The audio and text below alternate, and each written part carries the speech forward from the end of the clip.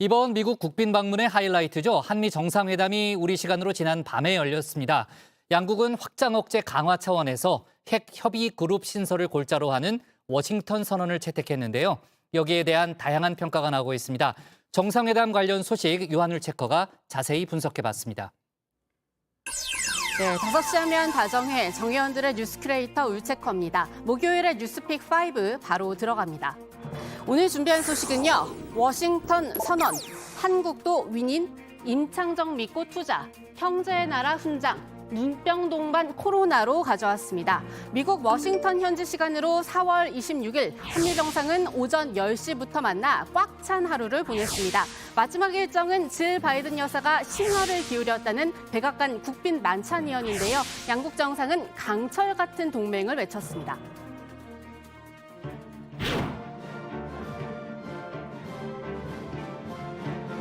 Testament to the boundless possible, to our people, possibilities. 우리의 강철 같은 동맹을 위하여. To our ironclad.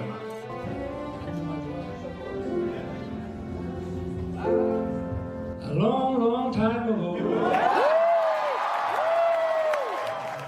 the day the music died.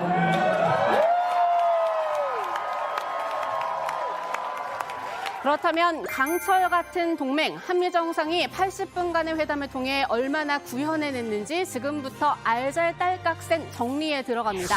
첫 번째 픽은 우선 안보 동맹부터 살펴볼 텐데요. 윤석열 대통령과 바이든 미국 대통령 워싱턴 선언을 채택했습니다. The Washington Declaration is a prudent step to reinforce extended deterrence and respond to advancing DPRK nuclear threat. Look, a nuclear attack by North Korea against the United States or its allies or partisans or partners is unacceptable and will result in the end of whatever regime were to take such an action.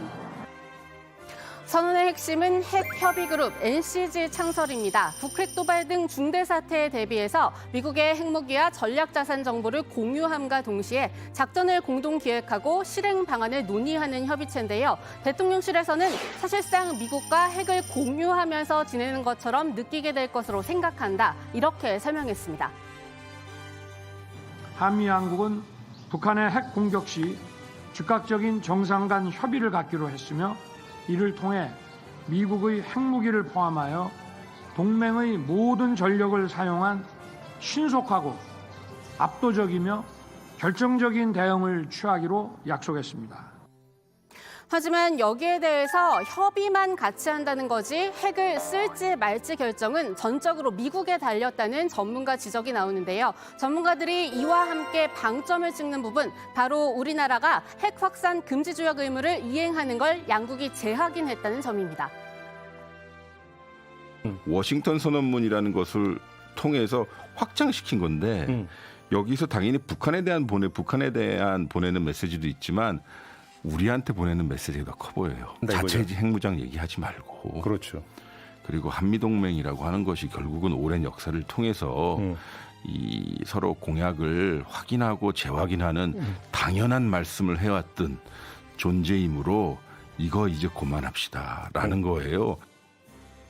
원론적인 수준이지만 윤 대통령도 그렇고 여권을 중심으로 나오던 자체 핵무장론이었죠. 그 논란이 이렇게 일단락되는 것 같은데요. 여권에서 그 다음으로 나오던 주장 나토식 핵공유입니다. 그렇다면 한미가 만들기로 한 핵협의그룹과 나토의 핵기획그룹을 비교해봐야 할 텐데요. 두 개의 가장 큰 차이점, 전술핵 배치가 없고 있고의 차이입니다. 그리고 일각에선 NCG를 놓고 차관보급이 대표를 맡는 것도 지적하는데요. 장관급보다 빠르게 모이고 협의할 수 있다는 장점이 있지만 과연 별도 선언에 어울리는 그룹이냐는 지적이죠. 이런 문제를 극복하는 건 이 상설협의체 운용에 달렸다는 의견 역시 나옵니다. 이 안에서 확장 억제에 관한 주요 내용들을 한미가 이전보다는 훨씬 긴밀히 논의하겠다라는 것은 분명해 보입니다. 다만 기존의 협의체가 없지는 않았기 때문에 이것을 앞으로 어떻게 운영해 나가느냐가 훨씬 더 좀 중요한 문제이겠죠. 대통령실 관계자는 차관보급을 내세운 이유, 그 이상으로 올라가면 모자가 너무 크고 높아지기 때문이다. 실제 실무를 아는 사람이 직접 다루고 협의하는 게 실용적이라는 게 양국의 판단이라고 설명했는데요. 당장 올해부터 분기별로 1년에 4번 정기적으로 만날 거라고 했습니다. 앞으로의 협의 과정도 계속 지켜보도록 하고요. 이 안보동맹이라고 하면 이 문제도 빼놓을 수 없습니다. 바로 윤 대통령의 인터뷰로 더욱 관심을 받게 된 우크라이나와 대만 이슈입니다. 양국은 이 문제에 대해서도 이야기를 나눴다고 했는데요. 다만 대통령실은 우크라이나와 관련해서 무기 지원 이야기는 없었다고 밝혔습니다. 우리는 러시아의 우크라이나 침공과 같이 무고한 인명피해를 야기하는 무력 사용은 어떠한 경우에도 정당화될 수 없다는 공동 입장을 확인하고 국제사회와 함께 우크라이나를 지원하기 위한 협력을 지속해 나아가기로 했습니다. 하지만 바이든 대통령의 발언에선 한층 더 강경한 어조가 느껴졌습니다. 러시아의 노골적인 국제법 위반이라는 건 전 세계 국가들에게 영향을 준다고 말했고요. 대만 해협에서의 안전과 번영에 대해서도 이야기했다고 밝혔습니다. 그렇다면 중국이 또 가만히 있을 수 없죠. 관영 매체인 글로벌타임스는 친미 외교는 한반도에 큰 위험을 가져올 뿐이라면서 한국은 미국이 다른 나라를 공격하는 총알이 될 수 있다고 했습니다. 유명한 국수주의 논개까지 나섰는데요. 如果中俄朝一起搞韩国，一定能让他狼狈不堪。美国爸爸、日本叔叔帮不了他的一切。 그러자 여당에선 대국이 너무 옹졸한 것 아니냐 이런 비판이 나왔습니다. 제가 보기엔 중국이 대국이 아니에요. 굉장히 옹졸한 나라다. 그렇게 보고 한국이 처해 있는 상황을 중국이 누구보다도 더 잘 알거든요. 그런 측면에서 그러면 한국을 중국에 좀 더 가까이 하고 싶다면 뭔가 좀 외교적 수사로 또 뭔가 좀 실리적인 측면에서 경제적 측면에서 좀 우리 뭔가를 주고자 하는 이런 것들에 대한 배려가 전혀 없어요. 그리고 역시나 안보동맹이라면 빠질 수 없는 이야기, 미국의 도청 의혹 문제입니다. 한미 정상의 공동 기자회견문에서 이 내용은 빠졌는데요. 당연히 관련 질문 날카롭게 들어갔습니다. 하지만 두 정상이 번갈아 답하던 다른 질문들과는 달리 이번엔 윤 대통령만 답변에 나섰는데요. 민주당은 이번 정상회담을 두고 최악의 시나리오가 현실이 됐다면서 강하게 비판하고 있습니다. 또 이 국가 간의 이 관계에서 다양하고 이런 복잡한 변수가 있는 문제에 대해서 좀 시간을 두고 미국의 조사 결과를 지켜보고 충분히 소통할 생각입니다. 이번 한미 정상회담은 단순한 국빈 방문에 그쳐서는 안 된다고 그토록 강조했지만 의전과 환대를 대가로 철저히 국익과 실리를 내준 회담이 된 셈입니다. 전문가들은 기본적으로 2021년 한미 정상회담에서 진전된 것이 없으며 기존 미국의 해구산 정책과 크게 달라진 게 무엇인지 되묻고 있습니다. 네, 두 번째 팩에서는 한미 경제 동맹에 대해 짚어봅니다. 한국도 윈윈입니다. 방금 들으신 박홍근 원내대표의 발언 한마디로 빈손 외교라는 지적인데요. 국민의힘에선 윤 대통령은 영어방이라고 치켜 세웠습니다. 태영호 최고위원의 말입니다. 이번에 가서 우리는 반대로 대통령은 가서 미국에 뭘 팔겠다라고 미국은 또 사겠다. 이런 지금 구도가 생겼어요. 지금까지 뭐 대한민국 윤석열 대통령을 뭐 제1호 뭐 영업사원 뭐 이런데 저는 이건 이제 영업왕의 칭호까지 저는 줘야 되겠다. 대통령이 한번 비행기 타고 그래도 뭐 나라를 떠나서 다른 나라에 가면 이 정도로 돌아올 때는 국민들에게 보여줄 선물 보따리가 있어야 되는데 이렇게 세일즈 외교를 잘하는 대통령이기 때문에 저는 박수를 치고 싶다. 네, 실제로 미국 기업들의 투자 유치 성과는 많이 올렸습니다. 하지만 투자에서 그칠 것 같다고 저 울체커가 예측한 바 있었는데요. 실제 정상회담 결과가 그렇게 나왔습니다.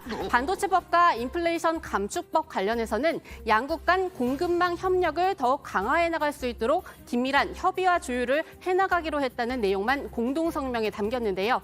바이든 대통령 한국 기업의 불안에 대한 질문만 2번 받더니 이렇게 답했습니다. The reassurance is that it's overwhelmingly in our interest for Korea to do well. No, it is. It's very much in America's interest that Korea do well in the Pacific, very well, because they are one of our most valued partners. 한마디로 한국과 미국 기업 모두에게 윈윈이라는 건데요. 우리 대통령실 역시 지금까지 이어진 또 앞으로 이어질 협의를 강조했습니다. 지난해 8월 미국 방문 당시 윤 대통령이 바이든 대통령에게 적극 요청한 덕에 지금도 해당 법에 따른 우리 기업들의 부담이 생각보다 크지 않다는 점을 다시 한번 힘줘서 설명했습니다. 작년 10월 바이든 대통령은 IRA법에 대한 윤 대통령의 우려에 대해 잘 알고 있으며 한미 간 솔직하고 열린 마음으로 협의를 지속해 나가겠다는 점을 강조했습니다. 이에 우리 정부와 미국 정부는 긴밀한 협의를 진행하여 그간 우리 기업들이 부담을 최소화하는 방향으로 상당한 성과를 거두었습니다. 마침 같은 날 삼성전자는 1분기 실적을 확정 발표했는데요. 반도체 부문에서만 4조 6천억 원에 달하는 적자를 냈습니다. 삼성전자가 반도체 부문에서 분기 적자를 기록한 건 금융위기 때 이후 14년 만에 처음입니다. 미국 기업들의 투자로만 위기에서 벗어나기엔 상당히 상황이 좋지 않아 보이는데요. 대기업도 그런데 중견기업 역시 불안할 수밖에 없겠죠. 중견기업 연합회도 워싱턴 선언을 환영한다면서도 이 IRA와 반도체법과 관련해 명문화된 추가 조치를 도출하지 못한 건 아쉽다. 이렇게 입장을 냈습니다. 그리고 여기서 관련 질문에 대한 바이든 대통령의 두 번의 답변으로 다시 돌아가서요. 아까는 두 번째였고 이번엔 첫 번째 답변을 들려드리려고 하는데요. In the meantime, we're creating thousands of jobs and bringing back a sense of pride and dignity to so many towns in the country where all of a sudden over the last 3 decades we found out that factory that had 600 people shut down. The soul of that community was lost. And so I made sure when the semiconductors were coming back that they were not just going to go to the coast, they'd be all over the country.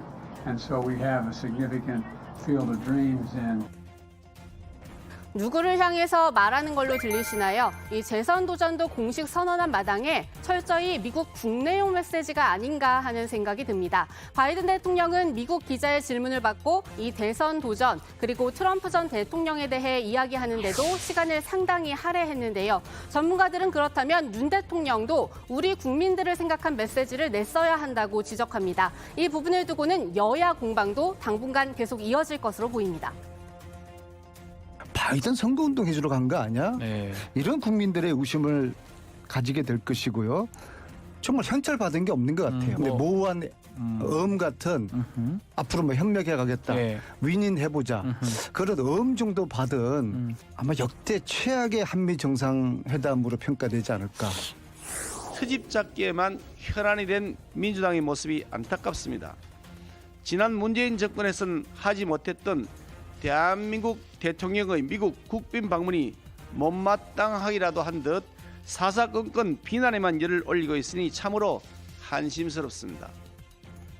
네, 한미 정상회담 결과를 날카롭게 분석해드린 오늘의 뉴스픽은 여기까지입니다. 들어가서 남은 이야기 마저 이어가 보시죠. 뉴스픽 5였습니다.